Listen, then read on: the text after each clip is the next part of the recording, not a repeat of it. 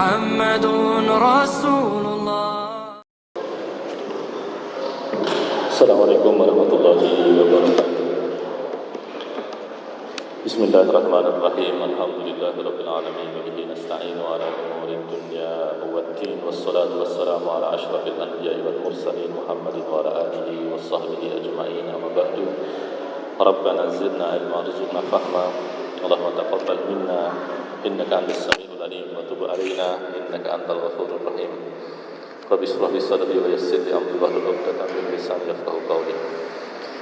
Jamaah sekalian yang dirahmati Allah, alhamdulillah pada pagi hari ini kita bisa berada di tempat ini di baitin min buyutillahi azza wa jalla, di salah satu rumah di antara rumah-rumah Allah taala untuk menjalankan sebagian ketaatan kita kepada Allah Subhanahu wa taala. Adapun keberadaan kita di tempat ini bisa dengan beberapa kepentingan atau niat. Tentu yang pertama kita beriktikaf, dan iktikaf itu bukanlah aktivitas khas Ramadan, ya aktivitas umum yang syaratnya berkaitan dengan keberadaan kita di masjid. Adapun iktikaf kita di bulan Ramadan, dia seperti menyempurnakan puasa. Puasa itu kita menahan diri dari makan, minum, dan aktivitas seksual. Sementara iktikaf memastikan tubuh kita yang biasanya beredar, berkeliling, berkeliaran di atas muka bumi untuk terhenti dahulu di rumah Allah Ta'ala dan menyebutkan batin kita dengan Allah Subhanahu Wa Ta'ala. Jadi kita di sini dengan kepentingan yang pertama iktikaf, dan yang kedua setelah kita melaksanakan sholat subuh berjamaah, kita bisa menanti sejenak ya waktu syuruk, sehingga kita bisa mencari sebagian keutamaan yang disebutkan oleh Nabi kita Muhammad sallallahu alaihi wasallam. Adapun yang ketiga, jamaah sekalian yang dirahmati Allah, di sini kita melakukan aktivitas pendekatan diri kepada Allah atau taqarrub ila Allah dengan apa yang disebut sebagai thalabul ilmi atau mencari ilmu. Islam adalah agama yang sangat menghormati ilmu pengetahuan. Ya, kata ilmu di dalam Al-Quran itu adalah kata ketiga yang terbanyak muncul di dalam Al-Quran. Kata terbanyak yang di urutan pertama itu adalah kata Allah atau lafal Allah yang muncul sebanyak 2300-an kali. Lalu kemudian kata Rabb yang muncul sebanyak 950-an kali. Dua kata ini sebetulnya merujuk kepada objek yang sama, tentu kepada Allah Subhanahu wa taala, tapi pada atau dengan penekanan yang berbeda. Lafaz Allah merujuk kepada Allah sebagai pribadi ya, yang kita mencintainya, kita berharap kepadanya, kita bertawakal kepada Allah, kita meminta, mengadu, menyampaikan persoalan kita kepadanya. Sedangkan kata Rabb itu menunjuk kepada salah satu sifat dasar Allah yang paling besar, yaitu yang Maha Kuasa. Adapun kata ketiga terbanyak di dalam Al-Quran adalah kata ilmu, baik dalam bentuk kata benda maupun dalam bentuk kata kerja. Dia muncul sebanyak 750-an kali. Sehingga dari sini kalau kita memahami Quran, membaca Quran, menghafalkan Quran, di antara kesadaran yang paling kuat membentuk pikiran kita adalah kesadaran tentang Allah dan ilmu pengetahuan. Maka di antara akhlak atau karakter Muslim generasi awal, di antaranya disebutkan oleh sarjana Barat itu adalah greedy of knowledge atau rakus pada pengetahuan. Selain itu agama kita ini adalah agama yang tidak bisa dijalankan tanpa ilmu pengetahuan. Ada terlalu banyak perkara agama ini yang harus kita pelajari untuk bisa menjalankannya. Ya, akidah Islam itu hanya berdiri, hanya tegak dengan ilmu. Maka ulama punya kalimat la yakunul imanu illa bil ilmi li'annahu far'un anhu la yatimu illa bihi. Ya, iman tidak mungkin ada tanpa adanya ilmu, karena iman adalah cabangan ilmu, dan iman tidak akan sempurna tanpa sempurnanya ilmu. Lalu kemudian perkara ibadah kita pun begitu. Ya, ritual kita itu adalah ritual yang dibangun di atas asas ilmu pengetahuan. Cara wudhu kita, ya, sholat, zakat, puasa, haji, termasuk kemudian apa yang disebut sebagai muamalah, pernikahan, jual beli, bisnis, sampai politik dan jihad, itu kita pasti akan bertemu dengan perkara mana syarat, mana rukun, mana wajib, mana sunnah, yang konsekuensinya adalah kita tidak akan bisa mengerjakannya dengan baik bahkan sempurna tanpa pengetahuan yang memadai tentang hal itu. Oleh karena itu kemudian agama kita ini menghargai betul aktivitas ilmu pengetahuan. Ya, di antara hadis yang memukau kita tentang aktivitas ilmu pengetahuan adalah hadis yang berbunyi, man kharaja fi talabil ilmi fa huwa fi sabilillahi hatta yarji'a. Siapa yang keluar dari rumahnya untuk mencari ilmu, maka statusnya adalah fi sabilillah sampai dia kembali ke rumahnya. Maka orang yang demikian ini kalau misalkan meninggal di perjalanan, di dalam proses dia belajar, kita yakin bahwa dia mati sebagai syahid. Makanya ada banyak orang tua yang meletakkan anaknya di pondok, itu ibarat kata sudah menyiapkan kain kafan untuk anaknya. Tentu penyelenggaraan pondok yang memiliki catatan tentu itu bisa dibincangkan, tetapi kesiapan orang tua untuk memastikan anaknya all out di pondok sampai dia harus berakhir di situ, itu adalah satu implementasi dari hadis ini, yaitu man kharaja fi talabil ilmi fa huwa fi sabilillahi hatta yarji'a. Siapa yang keluar dari rumahnya untuk mencari ilmu, maka dia fi sabilillah hatta yarji'a. Makanya belajar itu bernilai sangat besar pahalanya di dalam Islam, ya. Hanya kemudian tolong jangan disamakan antara yang namanya belajar dengan thalabul ilmi, antara belajar atau thalabul ilmi dengan bersekolah. Ya, tidak sama antara belajar dengan bersekolah. Ya, belajar itu sebuah nama umum, sementara bersekolah itu hanyalah satu cara dari belajar. Ya, dan kalau kita menganggap bahwa belajar itu hanya dengan bersekolah, hanya bisa dilakukan dengan bersekolah, tampaknya kita punya problem yang disebut sebagai sekolahisme. Ya, anggapan bahwa semuanya serba sekolah. Bahkan kalau tidak hati-hati kita akan menemukan fenomena ketika adik-adik kita, generasi kita ini bersekolah tapi tidak belajar. Bersekolah tapi tidak belajar, itu kan sesuatu yang fakta yang terjadi sekarang. Bahkan bisa jadi menumpuk gelar tetapi tidak belajar, karena fokusnya ada pada fungsi dari gelar untuk mobilitas sosial atau perubahan status sosial. Nah, saudara sekalian yang dirahmati Allah Subhanahu wa taala, lebih-lebih kalau kita bicara ilmu pengetahuan, di antara lembaga tertinggi di dalam pengolahan pengetahuan adalah universitas. Dan di dalam Islam kita akan sadari bahwa ternyata peradaban yang membuat universitas dan universitasnya itu masih beroperasi sampai detik ini, ya peradaban Islam. Ya, 3 universitas tertua di dunia itu semuanya di dunia Islam. Ya, Zaitunah 1250 tahun di Tunisia, Qarawiyyin ya 1100-an tahun di Maroko, ya, termasuk kemudian Azhar itu ada di tingkatan ketiga. Sementara kampus-kampus tua di Eropa itu usianya setelah itu, ya, usianya baru jelang 1000 tahun atau awal 1000 tahun, dan itu lebih muda dibandingkan 3 kampus tua dunia Islam itu. Artinya bahwa apalagi kita akan dapati bahwa Nabi kita Muhammad SAW itu menyelenggarakan pendidikan sedemikian rupa tanpa ada sekolah saat itu.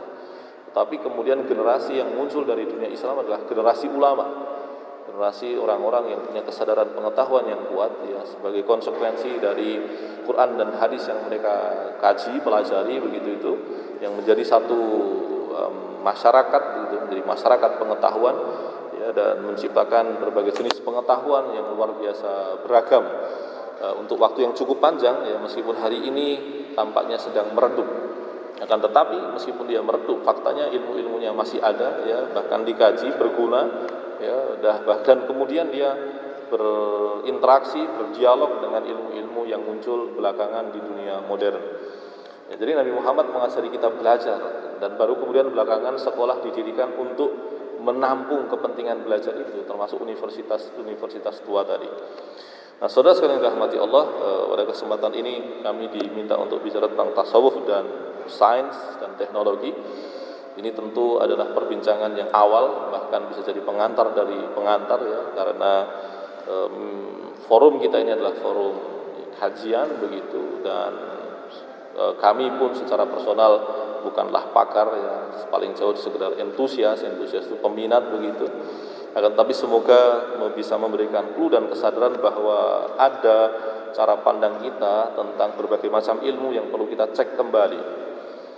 Nah, di antara kesulitan terbesar kita ketika kita bicara tema ini adalah membongkar kembali anggapan-anggapan kita tentang dua rumpun pengetahuan tadi, apa itu tasawuf dan apa itu sains dan teknologi. Ini perlu kita bongkar dahulu, karena kalau kita tidak membongkarnya lebih dahulu, pasti kita akan mengandaikan bahwa kedua hal ini bisa jadi tidak hanya tidak bertemu ya, tetapi bertentangan, berbenturan ya, sehingga saling menafikan. Ya, dalam anggapan banyak orang begitu ya, tasawuf itu berkaitan dengan rasa, atau kata rasa ini kalau biar kesannya ilmiah disebut dengan intuisi begitu ya, sedangkan sains itu sesuatu yang rasional ya, sesuatu yang empiris, sesuatu yang objektif ya, yang satu dianggap subjektif, yang satu dianggap objektif, yang satu dianggap rasional, yang satu dianggap seolah-olah tidak rasional. Ini persoalan kan. Maka dua rumpun ini kan perlu dibongkar gitu. Apa yang kita maksud dengan tasawuf dan apa yang kita maksud dengan sains. Nah, saudara sekalian yang dirahmati Allah, ya, kita perlu melacak perbincangan orang-orang yang menekuni perkara ini dan melacak kata-kata yang digunakan. Tasawuf itu berasal dari kata tasawwafa ya tasawwafu. Ya, di situ banyak ulama yang mengecek kembali asal muasalnya apa. Ya. Kata tasawuf itu sebetulnya makna bahasanya, ya makna katanya secara etimologis itu sangat sederhana, yaitu orang yang mengenakan kain wol. Aktivitas bertasawuf itu aktivitas orang mengenakan kain wol. Itu dia. Kenapa menggunakan kain wol? Itu sebagai bentuk asketisme, kesederhanaan hidup, ya, dengan tujuan yang bermacam-macam. Karena kalau kita membaca sejarah tasawuf atau arkeologinya tasawuf, kita akan temukan bahwa wajah tasawuf ini dari satu masa ke masa itu berbeda-beda. Ada kalanya dia adalah kritik sosial, ada kalanya itu adalah kritik terhadap penguasa yang hidup secara bermewah-mewah. Kadang itu ada kritik terhadap para ulama yang sibuk berdebat ya, mencari muka begitu, dan tidak sibuk dengan dunia batinnya ya, kadang juga sebagai pembentukan kekuatan. Ya, kalau kita membaca sejarah perang salib, ya, tasawuf itu menjadi salah satu perangkat yang digunakan ulama untuk membentuk kekuatan sebelum nantinya bertempur untuk menang dan merebut kembali Yerusalem atau Baitul Maqdis. Dia punya wajah yang beragam. Itu secara bahasa dan fenomena sejarahnya. Tapi secara konseptual sebetulnya tasawuf ini adalah intensifikasi dan ekstensifikasi dari bahasan tentang akhlak. Jadi Islam itu kalau kita tidak bicarakan sebagai ilmu, itu kan adalah panduan-panduan atas aktivitas-aktivitas, kan begitu. Islam itu adalah keyakinan, ritual peribadatan, relasi sosial dan transaksi sosial begitu, serta etika dan pengelolaan diri. Akhlak itu kan tentang siyasatun nafas. Siyasatun nafas itu adalah seni menata diri, seni menertibkan diri, kan begitu. Nah, itu secara praktis ya. Tetapi kemudian hal praktis ini ternyata turun menjadi ilmu-ilmu gitu. Islam itu punya ilmu-ilmu yang menegaskan, mendetilkan, meluaskan bahasan-bahasan tadi. Keyakinan itu misalkan menjadi ilmu akidah. Ilmu akidah pun punya penamaan yang bermacam-macam untuk menunjukkan penekanan yang berbeda-beda. Ya, kadang dia disebut sebagai kalam, dia disebut sebagai usuluddin, dia disebut sebagai fikih akbar. Ya, keyakinan itu disebut sebagai fikih akbar. Fikih tidak hanya yang kecil, ada fikih yang besar yang berkaitan dengan keyakinan. Lalu kemudian ada perkara ibadah dan muamalah. Ibadah dan muamalah adalah tentang bagaimana berrelasi dengan Tuhan dan berrelasi dengan manusia melalui proses-proses transaksi yang sedemikian rupa gitu. Itu dalam fikih. Sedangkan akhlak, nah itu dia menjadi tasawuf. Nah, bagaimana itu luasan dan pendalaman dari perkara tasawuf itu akhlak dalam maknanya yang paling sederhana itu adalah tentang menata diri, mengelola diri. Bahkan kalau kita lihat pada bagian permukaannya, ya, tasawuf itu adalah manners. Manners itu tata cara, itu dia. Tetapi dalam Islam, akhlak itu bukan hanya tentang menata tubuh kita untuk berbuat sesuai dengan kode etik tertentu, tetapi lebih dari itu, dia pengelolaan jiwa kita. Makanya kemudian akhlak itu kalau anak-anak bahasan akhlak itu ya tentang menghormati orang tua, tidak berbicara keras, makan dengan tangan kanan, ya masuk keluar ruangan dengan kaki kanan atau kiri begitu. Dia begitu. Tapi akhlak dalam bahasan yang lebih tinggi itu sudah berkaitan dengan value, dengan nilai. Makanya dalam bahasan akhlak bagi orang dewasa itu bahasanya tentang menyampaikan kebenaran, hidup secara asketis, ya, bukan terus kemudian menghindari popularitas. Tema-tema itu. Jadi akhlak itu kalau di level lanjut, ya kita katakan level 2, itu sudah perbincangannya lebih rumit lagi. Di level yang lebih tinggi lagi, ya akhlak itu tentang penataan batin, ya, untuk menghindari riya, menghindari sum'ah, menghindari kedengkian, menghindari kerakusan akan dunia, untuk memaafkan manusia, untuk bersikap taghaful atau cuek atas berbagai perkara yang tidak relate, tidak relevan dengan pertanggungjawaban kita pada Tuhan. Dia di level itu.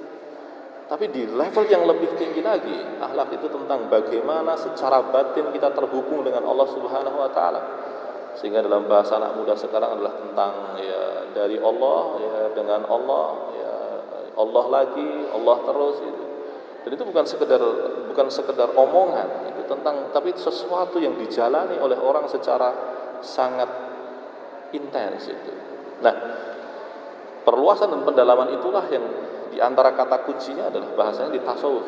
Tasawuf ini punya istilah yang bermacam-macam. Ya, kadang dia disebut akhlak, kadang dia disebut sebagai tazkiyatun nufus, penyucian jiwa, kadang disebut sebagai tathhirul qulub, ya pembersihan hati, kadang disebut sebagai siyasatun nafas, ya pengelolaan jiwa, kadang dia disebut sebagai tahdhibul akhlak, kadang dia disebut sair wasuluk ila Allah, perjalanan menuju Allah, ya termasuk kemudian tasawuf itu sendiri. Itu menunjukkan bahwa tasawuf itu dia kompleks itu. Nah, oleh karena itu, karena dia ilmu, ya pasti ada unsur-unsur teoritiknya, ada unsur-unsur rasionalnya, ada unsur-unsur kemasuk akalannya. Tasawuf itu begitu. Jadi jangan anggap bahwa akhlak itu hanya pembiasaan. Orang yang tidak punya gambaran tentang satu nilai kebaikan tertentu, dia tidak akan bisa melakukannya. Oh, akhlak itu bukan hanya sekedar Anda bersikap baik pada orang, enggak. Kita lihat bahasa jalanan dari orang yang ukuran kebaikan itu adalah manusia. Misalkan ada orang mengatakan begini, saya tidak akan menghormati orang yang tidak menghormati saya. Kalimat itu kalau kita lacak lebih dalam, itu adalah ungkapan tentang orang yang menjadikan manusia sebagai ukuran, sebagai pertimbangan, sebagai neraca atas tindakannya. Kalau orang, makanya kalau di dalam Islam diistilahkan dengan amanu wa amilus sholihat, beriman dan beramal soleh. Beriman dan beramal soleh itu artinya apa? Tindakan kebajikan yang kita lakukan itu orientasi dasarnya Tuhan gitu. Sehingga penerimaan manusia seperti apapun tidak akan menjadi persoalan. Amanu wa amilus sholihat. Itu memang begitu dalam agama kita. Itu contoh ya bagaimana kalau kita tidak punya gambaran tentang satu nilai kebaikan tertentu, kita tidak akan bisa melakukannya. Nah, bahasan tasawuf kita cukupkan di situ. Sehingga kita sudah clear ya bahwa tasawuf itu dia punya kerangka teoritiknya, dia punya teori-teorinya. Ya, apalagi kemudian tasawuf itu sebagai sebuah pengalaman kejiwaan berinteraksi dengan Tuhan, sehingga Allah melimpahkan kepada manusia berbagai pengalaman batin yang kaya, yang pengalaman batin itu bisa dibahasakan ulang ya dengan cara yang filosofis. Makanya kemudian ada yang disebut sebagai akhlak filosofis atau tasawuf filosofis, karena ada begitu itu. Nah, adapun sains, jamaah sekalian yang dirahmati Allah, sudah menit kesekian kita baru sampai sini ya. Adapun sains ya dia berasal dari kata sains dalam bahasa Indonesia itu sebetulnya masuk ke dalam bahasa Indonesia belum lama. Di tahun 2000-an kata sains itu belum menjadi bahasa Indonesia. Ya, kadang-kadang diterjemahkan menjadi ilmu, kadang-kadang diterjemahkan menjadi ilmu pengetahuan. Itu menjadi persoalan karena kata ilmu itu dari bahasa Arab. Sementara kata ilmu dari bahasa Arab itu dipengaruhi oleh konsepsi Islam. Dalam konsepsi Islam, ilmu itu luas, bukan hanya yang misalkan eksperimental atau laboratorium begitu ya, dia luas itu. Nah, makanya kemudian belakangan kata sains itu diserap ke dalam bahasa Indonesia yang menjadi sains itu sendiri. Nah, kata sains itu tahun 2000-an saja itu semangat sektariannya itu makin kuat. Dulu orang ilmu sosial nggak berani menyebut ilmunya sebagai social science. Ya, karena apa? Karena dianggap ilmu sosial itu ya tidak kuantitatif, ya, tidak bisa digeneralisasi, tidak bisa diujikan secara ketat gitu ya. Makanya kemudian orang menyebutnya social studies, tidak disebut dengan social science begitu. Tapi belakangan penggunaan kata sains itu lebih luas, ya, lebih bisa digunakan, lebih bisa diterima umum untuk dihubungkan dengan berbagai objek yang bermacam-macam. Kata sains sendiri itu adalah kata dari bahasa Inggris yang akar lebih tingginya lagi dari bahasa Latin. Kata sains itu sebetulnya maknanya adalah mengetahui saja. Ya.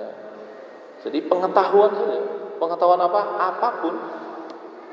Ya, sampai abad ke-17 di Eropa, kata sains itu ya ilmu pengetahuan apapun. Baru kemudian di abad 19 dia lebih ketat, dia menjadi every organized knowledge.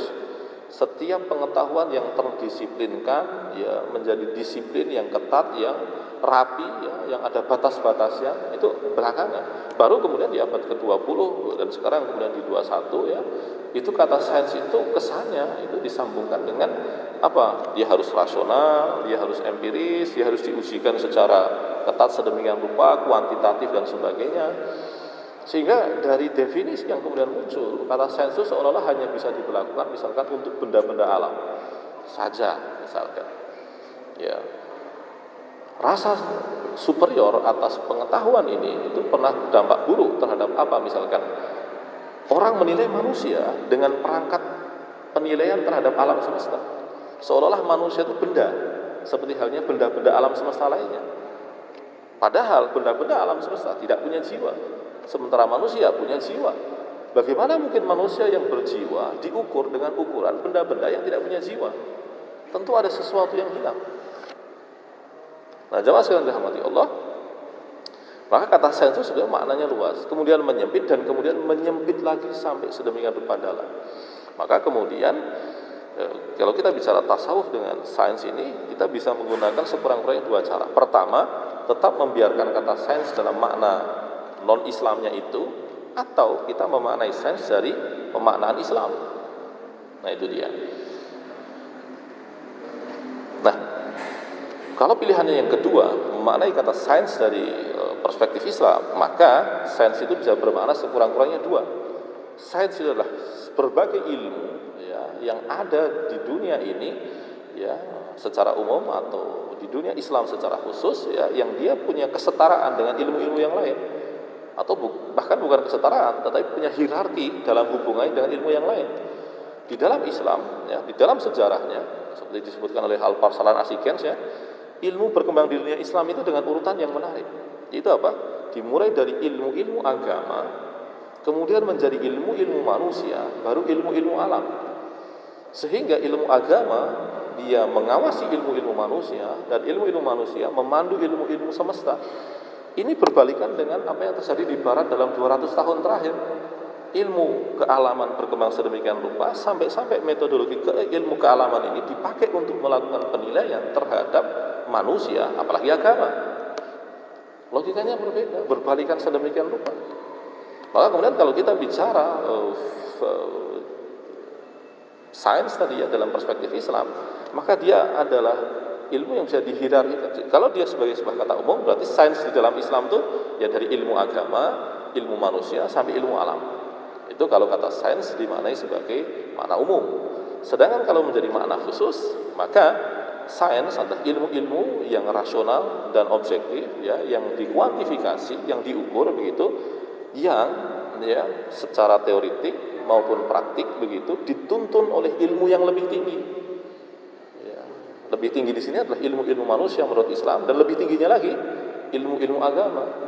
Jadi ilmu agama itu tidak lagi sekedar tentang halal haram, tetapi satu paradigma besar yang menuntun ya perumusan ilmu-ilmu manusia dan di bawahnya ilmu-ilmu semesta.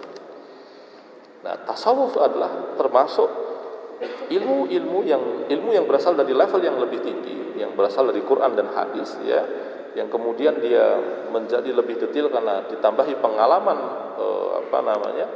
pengalaman kejiwaan yang kompleks sebagai pemberian dari Allah Subhanahu wa taala, yang kemudian diartikulasikan secara rasional dan filosofis sehingga dia menjadi paradigma untuk melihat sains yang ada di bawahnya. Nah, lalu kemudian bagaimana itu? Nah, maka singkat cerita ya, sudah jam segini nih. Singkat cerita, saudara sekalian yang dirahmati Allah, tasawuf sebagai bagian dari rumput ilmu syar'i yang lain ya, dia bertumpang tindih dengan ilmu syar'i yang lain. Dia akan menjadi apa kaitannya dengan sains sebagai sains kealaman atau sains sosial yang terukur tadi? Satu, dia membentuk paradigma. Dan paradigma di sini tidak hanya rasional. Sebelum rasional, dia berangkat dari satu pengalaman yang suprarasional.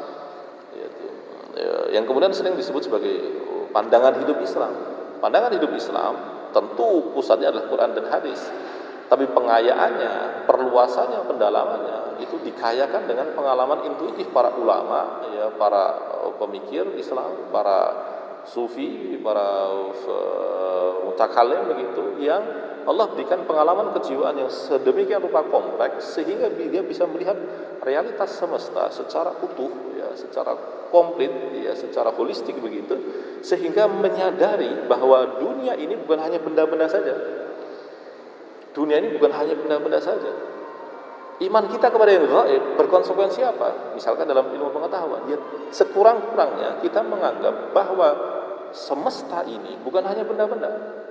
Kalau kita beriman kepada Allah dan hari akhir dan yang gaib, lalu kemudian kita menganggap bahwa semesta ini hanya benda-benda, itu saja sudah salah.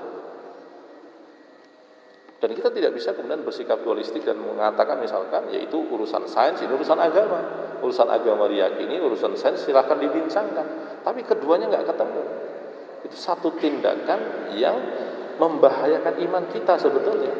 Makanya ketika sains barat itu awal-awal masuk di dunia Islam di tahun 1800-an, 1900-an ya, yang karakternya beda dengan sains Islam di masa lalu, para ulama itu meresponnya dengan kaget sampai ada yang mengatakan implied disbelief.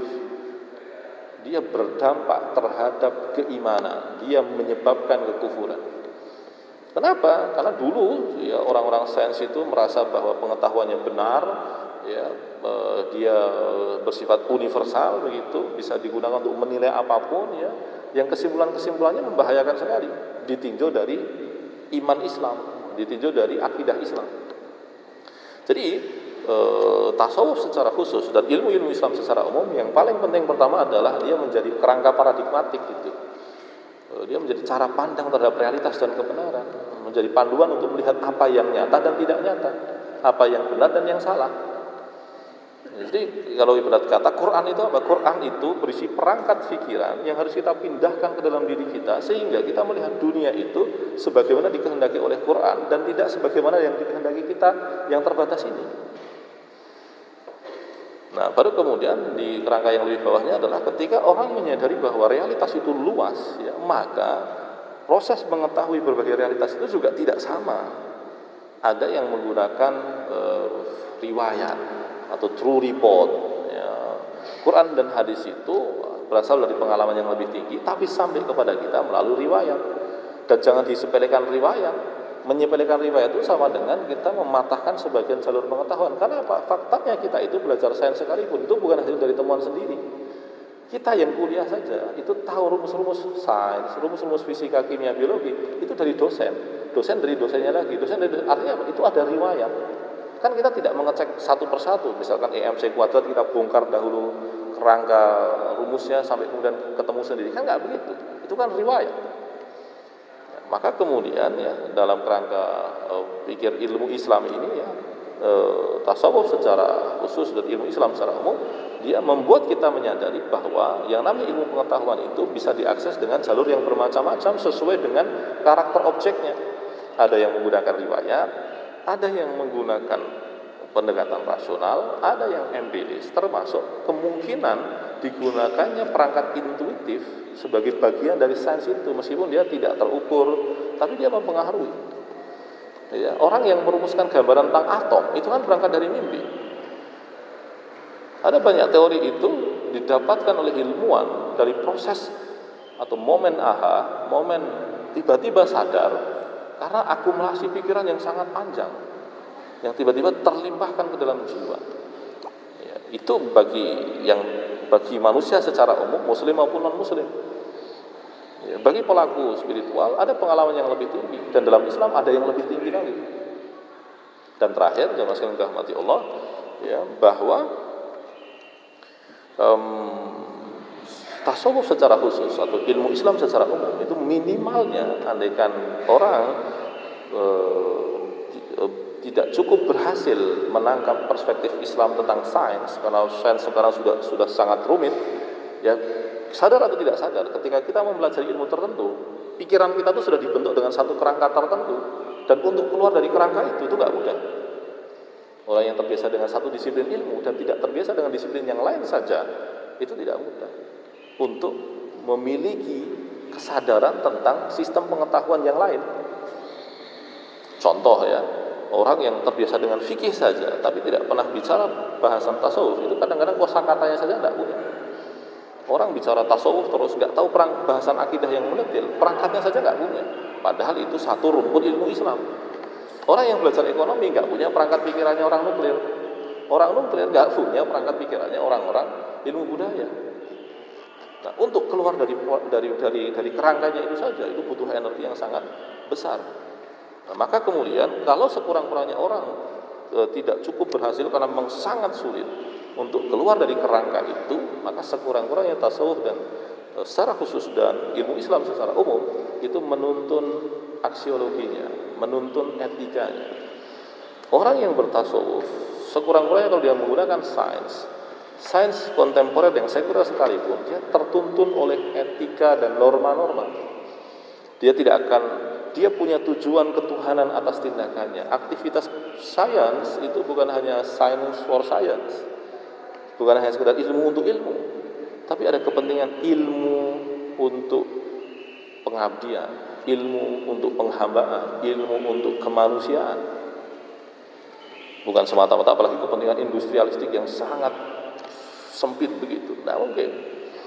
Yang selanjutnya adalah secara etis apa? Orang yang berkutat dengan sains itu ketika dia dituntun oleh tasawuf secara khusus dan ilmu Islam secara umum, apa yang ada di pikirannya? Ya, dia akan menjaga dirinya dari ketidakjujuran di dalam pengetahuan. Ya, kita akan temukan, ya, jangan dianggap produk pengetahuan itu sepenuhnya ilmiah.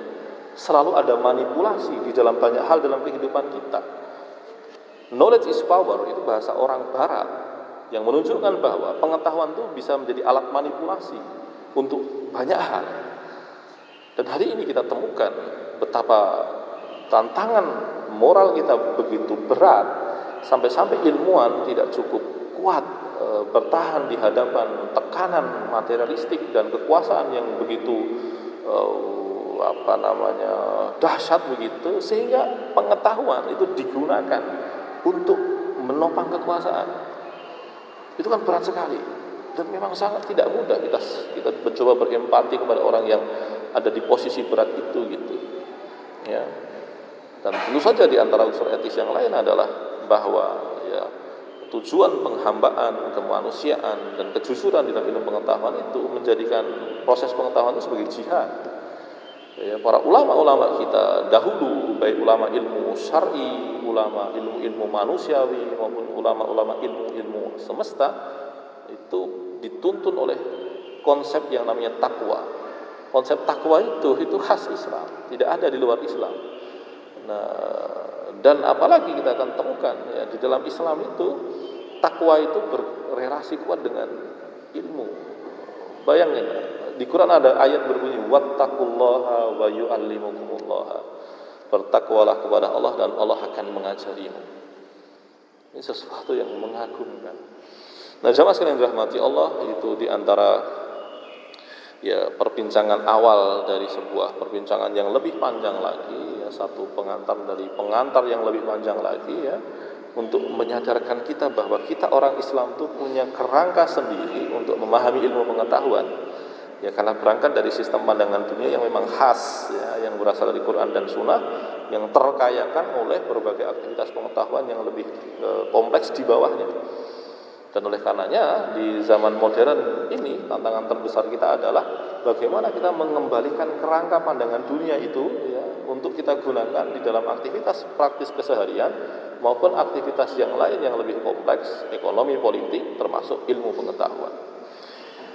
Wallahu a'lam bishawab. Ya, semoga Allah menuntun kita, ya, tentu aktivitas ilmu pengetahuan seperti apapun pada akhirnya kita tentang mencari tentang bagaimana kita menghamba kepada Allah dan mencari keselamatan di akhirat kita.